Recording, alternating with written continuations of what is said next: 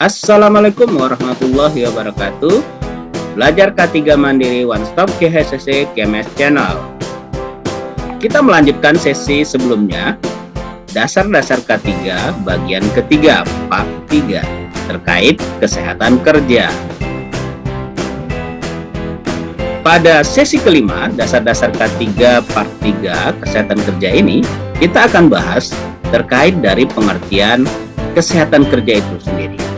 Kesehatan kerja adalah upaya pemeliharaan derajat kesehatan yang setinggi-tingginya keadaan fisik, mental, dan sosial, dan erat berkaitan dengan pekerjaan serta lingkungan kerja yang dapat mempengaruhi efisiensi dan produktivitas kerja. Kesehatan kerja adalah bagian dari ilmu kesehatan atau kedokteran yang mempelajari bagaimana melakukan usaha preventif dan kuratif serta rehabilitatif terhadap penyakit atau gangguan kesehatan yang diakibatkan oleh faktor pekerjaan dan lingkungan kerja maupun penyakit umum dengan tujuan agar pekerja memperoleh derajat kesehatan setingginya baik fisik, mental maupun sosial. Tujuan dari kesehatan kerja itu sendiri adalah memberikan bantuan kepada tenaga kerja dalam penyesuaian diri dengan pekerjaannya.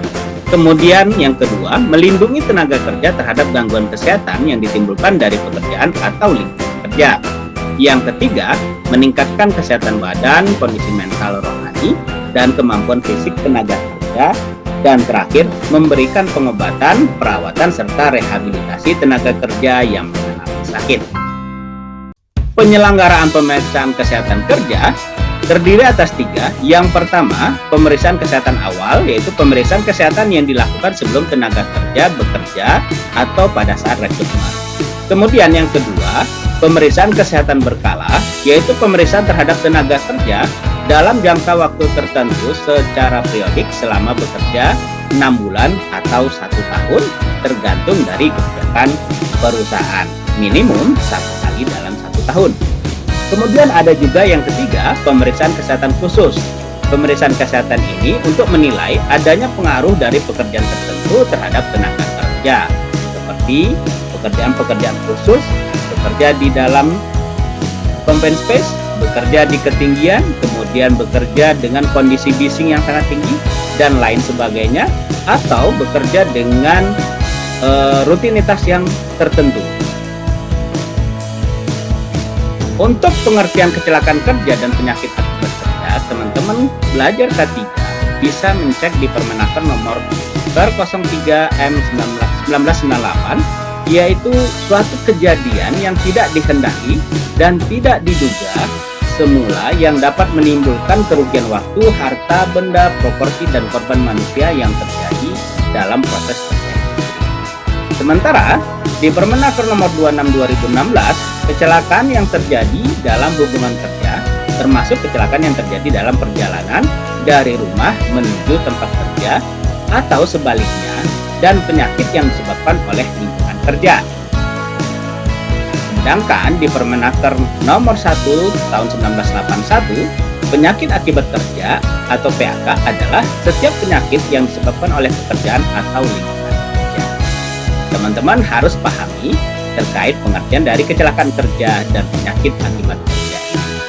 Untuk detailnya, silakan cek peraturan yang mengatur terkait. Kemudian, penyakit akibat kerja bisa disebabkan oleh beberapa faktor. Yang pertama, faktor biologis, infeksi hewan, virus, bakteri, jamur, cacing. Kemudian ada faktor kimia berupa debu, gas uap, atau cairan. Kemudian ada faktor fisika terkait kebisingan, getaran, suhu. Kemudian ada faktor fisiologi kerja, yaitu sikap cara kerja, konstruksi mesin. Kemudian ada juga faktor psikologis, rutinitas, suasana kerja, hubungan kerja yang tidak nyaman, dan lain sebagainya. Dan terakhir, faktor mekanis, yaitu mesin-mesin atau alat berat.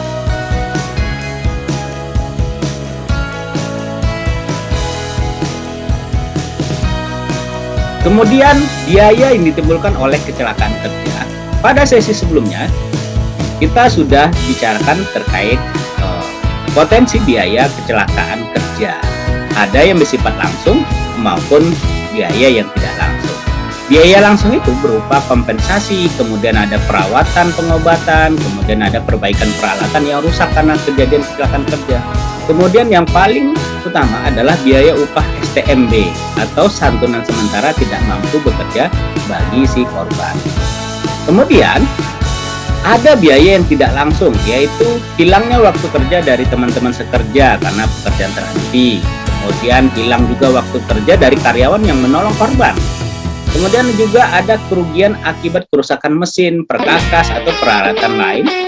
Kemudian biaya penyelidikan dan biaya sosial lainnya yang harus ditanggulangi oleh perusahaan. Kemudian bagaimana hierarki pengendalian potensi bahaya kecelakaan kerja? Secara umum terbagi atas 3. Yang pertama pengendalian teknis atau engineering control, kemudian pengendalian administratif, dan yang terakhir adalah alat pelindung. Nah, secara pengendalian teknis atau engineering control, potensi bahaya kecelakaan kerja dapat diminimalisir dengan melakukan eliminasi, substitusi, isolasi, kemudian perubahan proses dan ventilasi.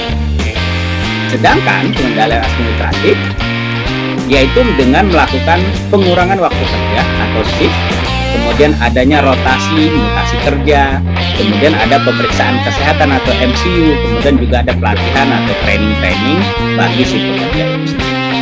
Dan terakhir, si pekerja dibekali dengan PPE atau alat pelindung diri.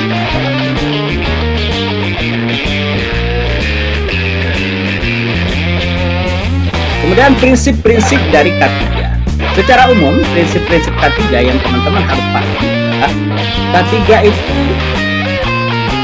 merupakan sangat berharga, ya. Aspek keselamatan K3 itu sama berharganya dengan produktivitas atau produksi, kemudian dari kualitas, kemudian dari profit dan moral perusahaan. Itu yang harus teman-teman K3 pahami dan sharekan ke seluruh pekerja yang nantinya teman-teman akan dampingi dalam perusahaan. Kemudian prinsip yang kedua, insiden dan eksiden yang terjadi itu sebenarnya dapat dihindari melalui manajemen K3 yang baik. Yang ketiga, keselamatan dan kesehatan kerja adalah tanggung jawab manajemen ini dan peran setiap tenaga kerja sebagai suatu. Yang keempat, perubahan sikap dari reaktif menjadi proaktif terhadap masalah.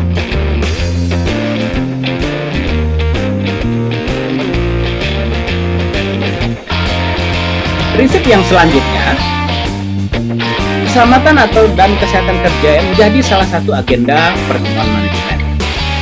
Jadi, minimal manajemen harus memimpin pertemuan-pertemuan terkait K3.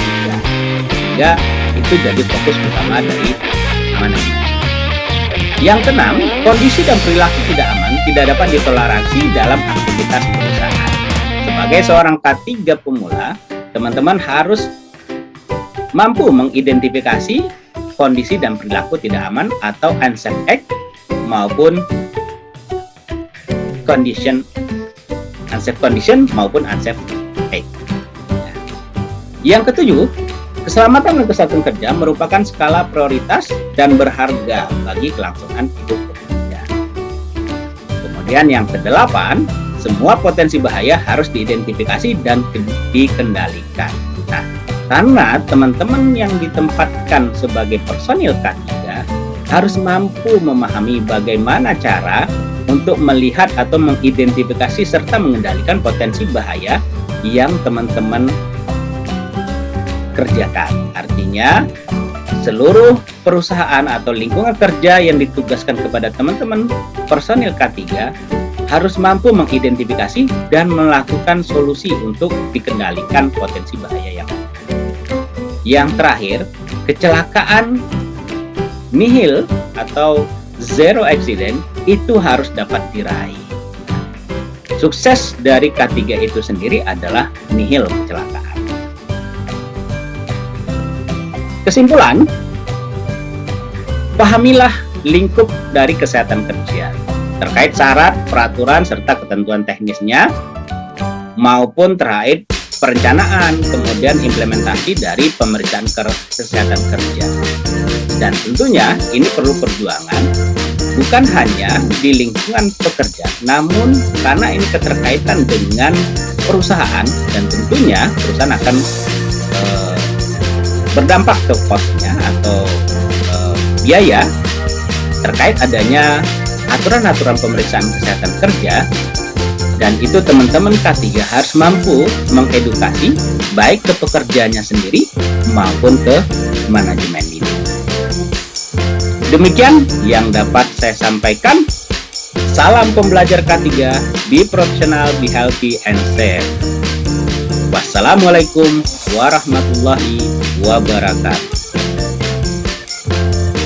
Terima kasih.